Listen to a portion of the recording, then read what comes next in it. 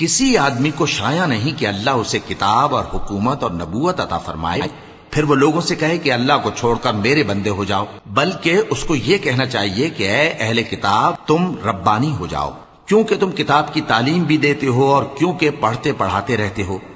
اور اس کو یہ بھی نہیں کہنا چاہیے کہ تم فرشتوں اور پیغمبروں کو معبود بنا لو۔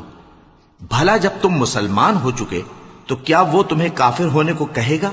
اور جب اللہ نے پیغمبروں سے عہد لیا کہ جب میں تم کو کتاب اور دانائی عطا کروں پھر تمہارے پاس کوئی پیغمبر آئے جو تمہاری کتاب کی تصدیق کرے تو تمہیں ضرور اس پر ایمان لانا ہوگا اور ضرور اس کی مدد کرنی ہوگی۔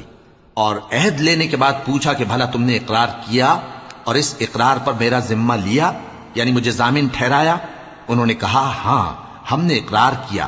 فرمایا کہ تم اس عہد و پیمان کے گواہ رہو اور میں بھی تمہارے ساتھ گواہ ہوں۔